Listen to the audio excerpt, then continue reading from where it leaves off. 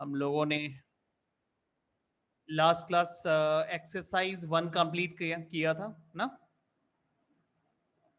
Exercise 1 में से आप लोग को कोई भी सम ऐसा है जिसको समझना है, जल्दी जल्दी बता दो मुझे, वरना हम लोग एक्सरसाइज 2 स्टार्ट करते हैं। ये एक्सरसाइज 1 है, देख लो। यहां आप लोगों को कुछ डाउट है जो डिस्कस करना है मेरे साथ?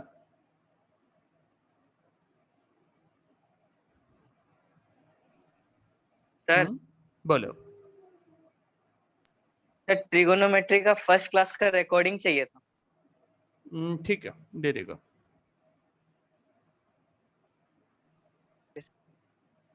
ओके, तो यहां कोई डाउट नहीं है मतलब? ठीक है, फिर मैं अपने मर्जी से कुछ समझा देता हूँ। ठीक है, आप लोगों का डाउट नहीं है तो मैं अपने मर्जी से कुछ एक्सप्लेन कर देता हूँ। जैसे ये आप क्वेश्चन नंबर 11 देखो।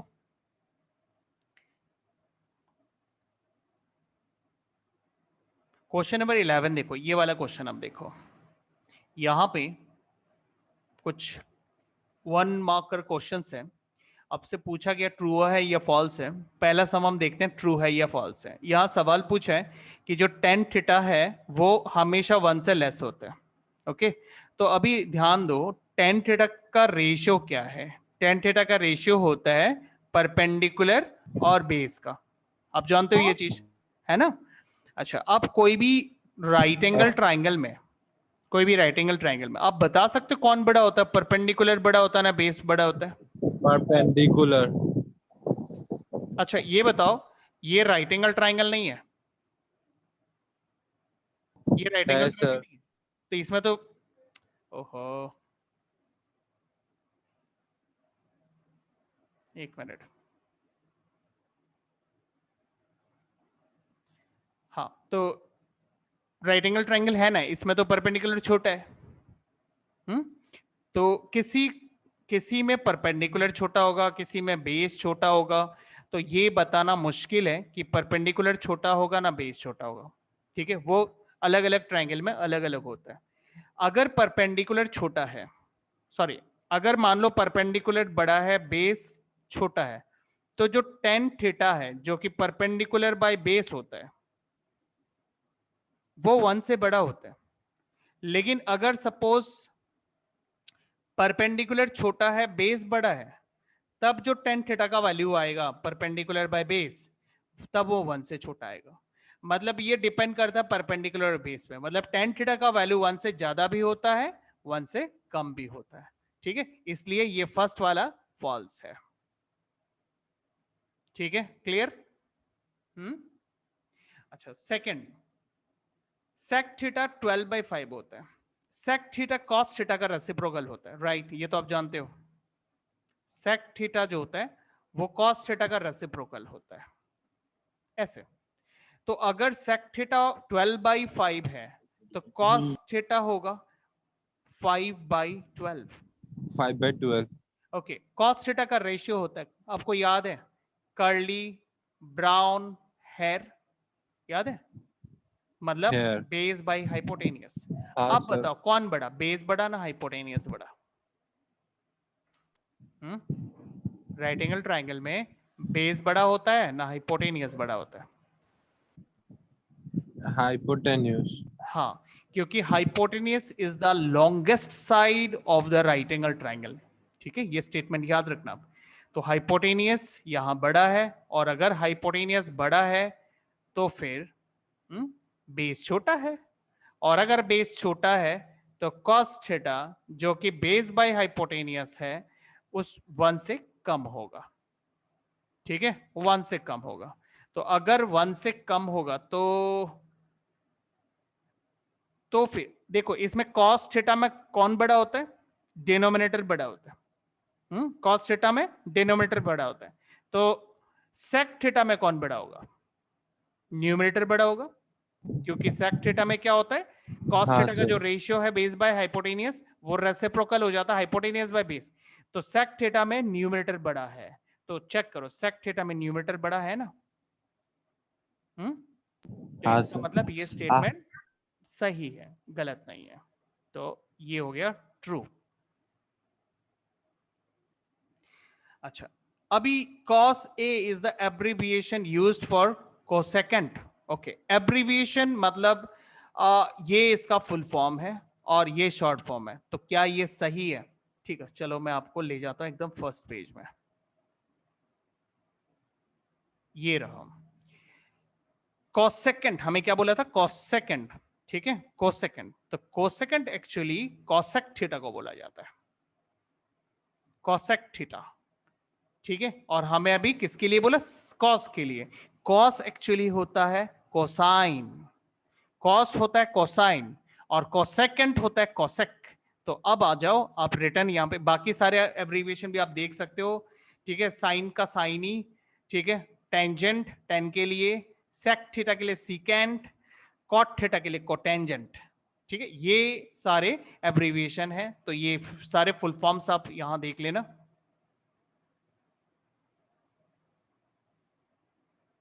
हाँ, अब यहां आते हो तो कॉस थीटा का कोसेकेंट नहीं होता है, ये फॉल्स है।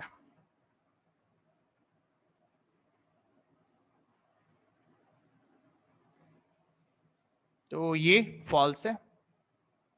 अच्छा, उसके बाद cot A is a product of cot and A, तो ये बात गलत है, ये प्रोडक्ट नहीं होता। एक्चुअली क्या होता है, हम थीटा को एक्यूट एंगल में डालते हैं और उस एक्यूट एंगल के पोजीशन से परपेंडिकुलर डिसाइड होता है, ठीक। एक्यूट एंगल की उल्टे तरफ परपेंडिकुलर होता है। अगर मैं एक्यूट एंगल को यहां लेता हूं, यहां लेता हूं, तो परपेंडिकुलर ठीक उल्टे तरफ यहां आ जाएगा जहां पहले बेस था, और परपेंडिकुलर उधर चला जाएगा। मतलब थीटा एक्चुअली डाला जाता है परपेंडिकुलर का पोजीशन डिसाइड करने के लिए। और कॉट का मतलब होता है रेशियो, ओके। कॉट क्या रेशियो हो जाता है? 10 का उल्टा, 10 का रेशियो होता है टर्न्स परमानेंटली ब्लैक। हाँ, टेन थीटा क्या होता है? P by B, permanently black. तो कॉट क्या हो जाएगा? P B बाई P, ये हो जाएगा, ठीक है। तो कॉट का मतलब होता है रेशियो, और थीटा का पोजीशन देख के डिसाइड करते हैं कौन सा साइड परपेंडिकुलर होगा। तो थीटा परपेंडिकुलर का पोजीशन डिसाइड करता है, कॉट रेशियो बताता है। तो ये दोनों ही आपको इंफॉर्मेशन देते हैं, हम इनको मल्टीप्लाई नहीं कर रहे, इनका इंफॉर्मेशन ले रहे हैं यहाँ पे। तो ये कोई प्रोडक्ट नहीं है, कॉट और ए प्रोडक्ट नहीं होता। कॉट ए मतलब ये नहीं कि कॉट और ए आप मल्टीप्लाई कर रहे हो, कॉट रेशियो देता है, ए आपको परपेंडिकुलर का पोजीशन बताता है। तो दोनों से हमें डायरेक्ट मिलता है बेस बाय परपेंडिकुलर, ओके। तो इनका ये स्टेटमेंट फॉल्स है। अच्छा, next, sine theta is 4/3, is it right? Check करते हैं। सम पीपल हैव, याद है आपको? Some people have curly brown hair turns permanently black, ठीक है, स्लोगन। तो सम P/H. पीपल हैव, ये ना साइन थीटा का, साइन थीटा इज P/H। कौन बड़ा? एज बड़ा ना P बाई बड़ा? P बड़ा ना एज बड़ा? Hypotenuse is the longest side of the right angle triangle, थोड़ी देर पहले बोला था मैंने। हाइपोटेनियस बड़ा, तो अगर हाइपोटेनियस बड़ा तो वो कहां है? डिनोमिनेटर में है। हाँ, तो डिनोमिनेटर बड़ा होना चाहिए, न्यूमरेटर छोटा होना चाहिए, है ना। हाइपोटेनियस बड़ा होता है, परपेंडिकुलर तो छोटा होता है, तो ऊपर छोटा नीचे बड़ा। लेकिन इन्होंने क्या किया? ऊपर बड़ा कर दिया, नीचे छोटा कर दिया, तो ये इन्होंने गलत कर दिया, तो ये भी फॉल्स है, ओके। तो ये एक अच्छा सा सम था, 1 मार्कर क्वेश्चंस के लिए इस टाइप के क्वेश्चंस हो सकते हैं। अच्छा, तो ये क्लियर ना, और आई होप कोई डाउट नहीं है। फिर भी अगर आप लोग को किसी भी सवाल में डाउट है तो आप लोग सोच के रखना, नेक्स्ट क्लास मेरे से पूछ लेना अगर कोई डाउट है। मैंने आप लोग को एक वीडियो भी भेजा था क्वेश्चन नंबर 2 के लिए, ठीक है। इस क्वेश्चन के लिए मैंने आप लोग को वीडियो भेजा था, अगर आप लोगों ने नहीं देखा तो उसको देख लेना। अगर डाउट हो तो फिर मेरे को नेक्स्ट क्लास में आप लोग पूछ लेना, ठीक है। तो अभी हम लोग आगे बढ़ेंगे, ज्यादा टाइम बर्बाद नहीं करेंगे, फटाफट से ये वाला टॉपिक देखते हैं। ये बहुत इंटरेस्टिंग है, बहुत इजी है, आपको बहुत आसानी से समझ में आ जाएगा, ठीक है। ये टेबल पहले तो मैं आपको बनाना सिखाता हूं, ठीक है। जैसे एक्चुअली ये टेबल किस काम आता है, मान लो मेरे को अभी, जैसे हम ये एक्यूट एंगल को मैंने क्या बोला? थीटा, थीटा बोलते हैं हम इसको ना। तो अगर मुझे थीटा यहां लेना है तो यहाँ परपेंडिकुलर, यहाँ बेस, और फिर यहाँ हाइपोटेनियस। तो मुझे अगर साइन थीटा चाहिए तो मैं लिखूंगा परपेंडिकुलर P और हाइपोटेनियस H, ऐसा लिखेंगे। अभी थीटा का मतलब होता है 0 या 0 से ज्यादा बट 90 से कम, ठीक है, 90 या 90 से कम, थीटा का ये मतलब होता है। ओके, तो अगर मैं कोई थीटा इस रेंज में से ले लूं, लाइक मेरे को लेना है साइन 30 डिग्री, अब मुझे इसका रेशियो कितना मिलेगा? तो इसका रेशियो का एक टेबल होता है, कुछ स्पेसिफिक एंगल्स होते हैं, उनका रेशियो के लिए आपको दोबारा ट्राइंगल का जरूरत नहीं होता, जैसे कि 0 डिग्री, 30 डिग्री, 45 डिग्री, 60 डिग्री और 90 डिग्री। इन सारे डिग्रीज के लिए आपको टेबल का ये जो ट्राइंगल है, ट्राइंगल का जरूरत नहीं होता है। इनका वैल्यूज मतलब इन डिग्रीज पे रेशियो कितना आता है वो आपके पास रेडीमेड होता है, यहां पे होता है। जैसे मुझे अभी देखना था साइन 30 डिग्री, सी तो साइन 30 डिग्री 1/2, तो मुझे साइन 30 डिग्री 1/2 मिलेगा। अच्छा, अब ये टेबल आपको लर्न करना पड़ेगा, ठीक है, बड़ा मुश्किल काम है, लर्न करने का नाम सुनते एकदम परेशानी आ जाती है, तो परेशानी दूर कर देता हूं मैं आपको एक इजी सा मजेदार सा ट्रिक सिखा देता हूं, जिससे ये पूरा टेबल आपको हमेशा के लिए याद हो जाएगा। ठीक है, आपको एक ही काम करना है, सिर्फ आपको ये रो तैयार करना है, वो भी लर्न नहीं करना, मैं उसको भी तैयार करने के लिए आपको एक फॉर्मूला दे देता हूं। आप एक लाइन तैयार करोगे, सारे बाकी रेशियोज अपने आप निकल जाएंगे। ठीक है, देखो कैसे करते हैं। तो इस टेबल में हमारे पास डिग्रीज हैं 0 डिग्री, 30 डिग्री, 45 डिग्री, 60 डिग्री और 90 डिग्री। मैं आपको अभी बोला कि मैं सिर्फ आपको साइन वाला दिखाऊंगा, ठीक है, सिर्फ साइन मैं आपको दिखा रहा हूं, साइन थीटा, बाकी मैं आपको नहीं दिखा रहा हूं। साइन दिखाती सब अपने आप हो जाएगा। आप क्या करोगे, आप यहां लिखोगे 0/4, उसके बाद लिखोगे 1/4, उसके बाद लिखोगे 2/4, उसके बाद 3/4, उसके बाद 4/4। अब इतना तो लर्न करने की जरूरत नहीं है ना, इतना तो कोई भी याद रख सकता है, नहीं? हाँ, 0/4, 1/4, 2/4, 3/4, 4/4। उसके बाद इन सारे वैल्यूज पे आप रूट डाल दो, रूट सब पे आप रूट डाल दो। अब जब हम इनको सॉल्व कर देंगे ना, तो हमें रिजल्ट मिल जाएगा। आप सब जानते हो जीरो को किसी से भी डिवाइड करने पर जीरो होता है, इसका मतलब 0/4 होता है 0, और उसका रूट वो भी 0। अच्छा, अब 1 और 4 में कोई कैंसिलेशन नहीं होता, तो आप सीधा रूट करो, 1 का रूट 1, 4 का रूट 2, मतलब 1/2। उसके बाद 2 और 4 में कैंसिलेशन होता है, 2 और 4 को कैंसिल करो, 1/2, और फिर रूट करो, 1 का रूट तो 1, लेकिन 2 का रूट रूट 2, 1/√2। अच्छा, उसके बाद 3 और 4 में कोई कैंसिलेशन नहीं होता, तो आप सीधा रूट करो, 3 का रूट रूट 3 और 4 का रूट 2 ओवर। अच्छा, अब यहां कैंसिलेशन करो, 4 और 4 को कैंसिलेशन करने से 1 आता है, तो रूट ओवर 1, 1 का रूट 1। तो देखो ये साइन का टेबल तो बनके तैयार हो गया। ठीक है, अब साइन का टेबल जैसे ही बन गया, अब बाकी वाले टेबल कैसे बनाना है?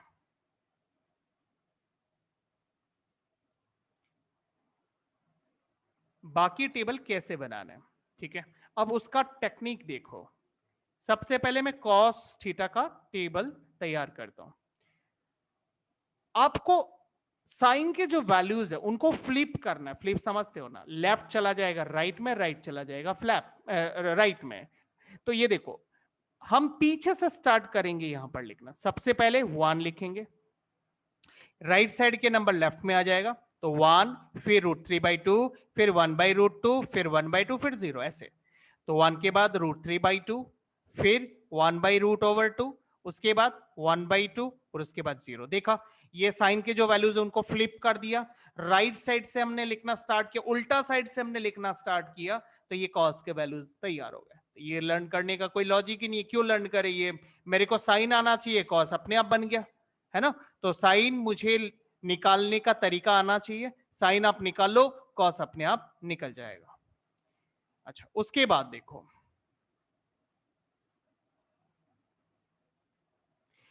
अगला वैल्यू है tan थीटा, ठीक है। अच्छा, आप जानते हो ना tan थीटा का फॉर्मूला होता है perpendicular by base, turns permanently black, turns का T से tan थीटा, परमानेंटली का P से परपेंडिकुलर, ब्लैक का B से बेस, ये हो गया। अच्छा, अब मैं अगर थोड़ा सा चेंज करूं, मैं P को H से डिवाइड करता हूं और b को भी मैं h से डिवाइड करता हूं, मैं कर सकता हूं ना ऊपर नीचे सेम नंबर से डिवाइड। अब देखो p बाई h मतलब होता है sine theta, some people have, some people have, है ना, और turns permanent, sorry curly brown hair, curly brown hair, तो कर्ली मत, कर्ली का सी से cos theta, brown hair, curly brown hair मतलब कॉस थीटा। तो टेन थीटा का फॉर्मूला होता है sine theta by cos theta. अब मुझे मान लो मुझे टेन 0 डिग्री पता लगाना है, तो मुझे क्या करना होगा, cos 0, sorry sorry sorry, sine 0 degree को मुझे, साइन 0 डिग्री को मुझे कॉस 0 डिग्री से डिवाइड करना पड़ेगा। साइन 0 डिग्री इधर है 0 और कॉस 0 डिग्री है 1, तो मैं लगा देता हूं 0 बाई 1 एंड 0 डिवाइडेड बाई 1 0। उसी तरह से मुझे अगर निकालना है tan 30 डिग्री, तो tan 30 डिग्री के लिए फॉर्मूला हो जाएगा sine 30 degree divided by cos 30 degree. तो साइन 30 डिग्री है 1/2, ठीक है, और cos 30 डिग्री है √3/2, तो 1/2 डिवाइडेड बाई √3/2 करोगे तो 2 2 कट जाएगा, बचेगा 1/√3। ठीक है, आप देख सकते हो ऐसे 1/2 को अगर हम √3/2 से डिवाइड करेंगे तो 1/2 मल्टीप्लाई 2/√3, हाँ, तो 2 2 कैंसल, 1/√3। समझ में आया? क्लियर? अच्छा, उसके बाद देखो हाँ, tan सर। 45 निकालना है मुझे, तो मुझे क्या करना होगा, साइन 45 डिवाइडेड बाई कॉस 45। अब देखो साइन 45 और कॉस 45 दोनों तो बराबर ही है, हाँ, दोनों बराबर है, तो दो सेम नंबर डिवाइड होने पर हमें मिलता है 1। उसी तरह मुझे निकालना है tan 60, तो tan 60 का रूल होगा साइन 60 बाई कॉस 60, तो sine 60 by cos 60 √3/2 divided by 1/2, √3/2 divided by 1/2, तो √3/2 मल्टीप्लाई 2/1, 2 2 कैंसल, बचा क्या, √3, तो यहां आ गया √3। क्लियर? अच्छा, उसी तरह से अगर अभी निकाले हम tan 90, ठीक है, क्या निकाले, tan 90 कैसे, sine 90 divided by cos 90, cos 90, sine 90 है 1, कॉस 90 है 0, 1 डिवाइडेड बाई 0 कितना होगा, क्लास 8 में पढ़ा था, rational number is a number which can be written in the form p by q where q is not equal to 0, याद है? हाँ, रैशनल नंबर में हाँ, जो सर। डिनोमिनेटर होता है वो कभी 0 नहीं होना चाहिए, लेकिन इधर हो गया। अगर 0 हुआ डिनोमिनेटर में तो हम लिखते हैं not define, okay, not define, not define, denominator में 0 नहीं होना चाहिए। तो ये देखो सारे वैल्यूज मिल गए, हाँ। अच्छा, अब मैंने तो आपको बोला पूरा टेबल बन जाएगा, ये तो सिर्फ 3 ही बना है, अब बाकी का क्या करें, तो बाकी का क्या करना है, साइन थीटा का रेसिप्रोकल कौन होता है, कौन होता है, कोसेक। कोसेक होता है, ठीक है। तो अब मैं उन रेसिप्रोकल्स का वैल्यू निकालता हूं, 0 degree, 30 degree, 45 degree, 60 degree, 90 degree, ठीक है, उन रेसिप्रोकल्स का वैल्यू निकालता हूं मैं।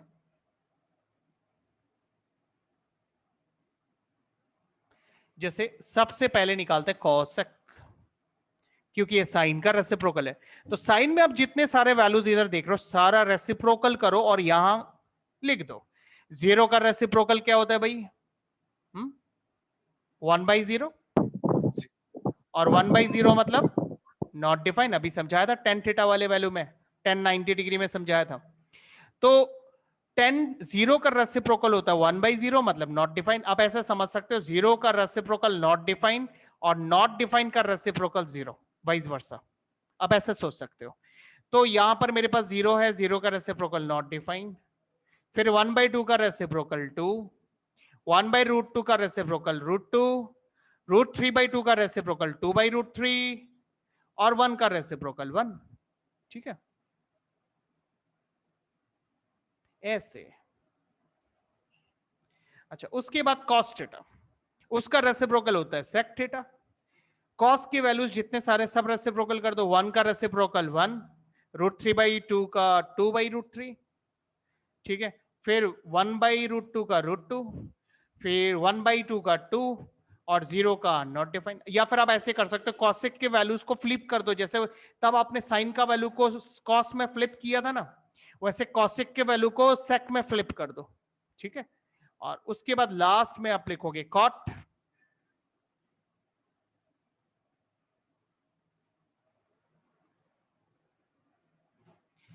तो 10 के जो वैल्यूज है उनको रेसिप्रोकल कर दो। 0 का रेसिप्रोकल नॉट डिफाइन, अभी पढ़ा था हमने। 1/√3 का √3, 1 का रेसिप्रोकल 1, √3 का रेसिप्रोकल 1/√3 है ना। ये देखो √3 का रेसिप्रोकल 1/√3 और नॉट डिफाइन का 0। अभी बताया था ना मैंने, यहाँ पे 0 का नॉट डिफाइन होता है, नॉट डिफाइन का 0 होता है, वाइस वर्सा। तो भाई, तो इस तरह से देखो ये पूरा टेबल तैयार हो गया, ठीक है। तो ये पूरा टेक्निक लगाया हमने, टेबल तैयार हो गया। आपको लर्न करने का जरूरत नहीं है, आप सिर्फ फर्स्ट लाइन तैयार करो साइन थीटा, और बाकी सब टेक्निक यूज करके हम बना लेते हैं, ठीक है। अच्छा, अभी 5 मिनट में मैं आपको फटाफट से एक सम करके दिखाता हूं, फिर आप लोग साइंस का क्लास ज्वाइन कर सकते हो, ठीक है। एक सम इस टेबल को यूज करके मैं आपको करके दिखाता हूं। यहां से मैं एक सम लेता हूं, कौन सा सम लूं? और ये मैं सेकंड वाला सम लेता हूं, cos 45 by sin 30 plus cosec 30, ठीक है।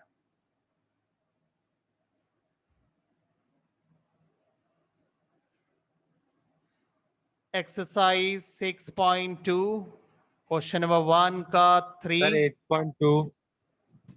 8.2, हाँ 8.2। तो number 3 cos 45 divided by sec 30 plus how much cosec 30। अब टेबल्स देखो और वैल्यूज बताओ। cos 45, ठीक है, cos 45 का वैल्यू है 1/√2, ठीक है। अब साइन के जो वैल्यूज है ना, एक बार यहां लिख लो। साइन का वैल्यू क्या था? 0 था, फिर 1/2 था, 1/√2 था, √3/2 था, और 1 था, है ना। साइन, साइन अगर मुझे देखना है, मुझे इस ऑर्डर में जाना है। कॉस अगर मुझे देखना है, मुझे उल्टे ऑर्डर में आना होगा, ठीक है। तो फिर मुझे कॉस का 45 चाहिए, तो कॉस का 45 इधर है, हाँ। कॉस का 0 डिग्री, 30 डिग्री, फिर 45 डिग्री, हाँ ये वाला वैल्यू है कॉस 45। तो 1/√2 डिवाइडेड बाय सेक 30। अभी मुझे कॉस 30 क्या मिल रहा है? देखो, आपको सेक 30 याद रखना जरूरी नहीं है, आप कॉस 30 देखो। तो देखो कॉस 0 डिग्री, कॉस 30, तो √3/2 है, तो सेक 30 क्या हो जाएगा? उसी √3/2 का उल्टा, ऐसे। अच्छा, उसी तरह अब मुझे देखना है cosec 30, बट cosec 30 जरूरी नहीं है कि आप याद रखो, आप याद रखो sin 30। अब sin 30 देखो, साइन साइन ये होगा 0 डिग्री पे, और ये होगा 30 डिग्री, फिर 45, फिर 60, फिर 90, तो 30 डिग्री में 1/2। तो sin 30 1/2 होता है, cosec 30 उसी 1/2 का reciprocal.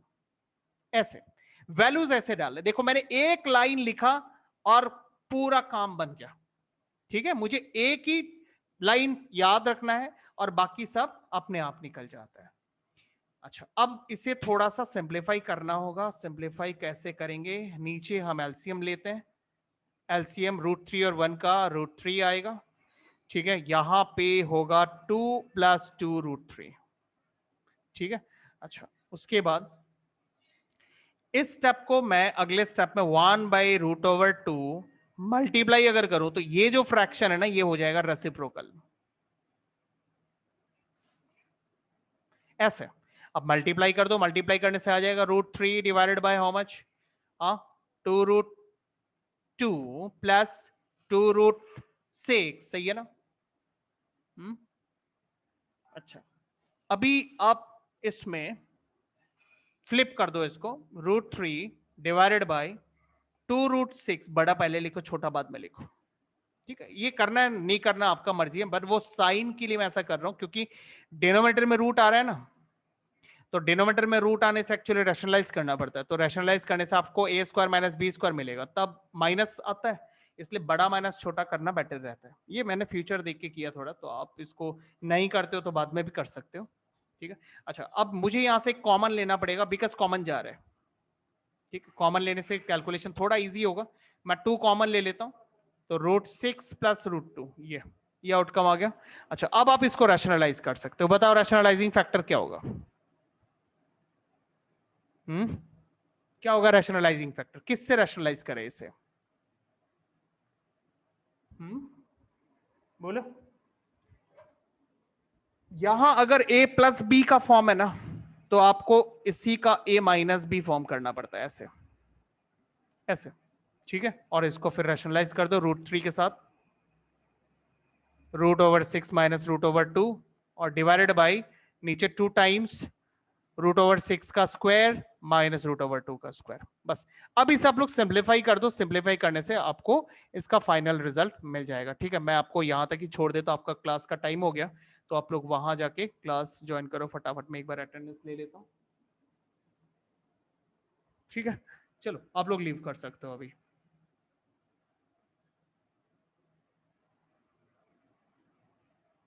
Okay bye, good night.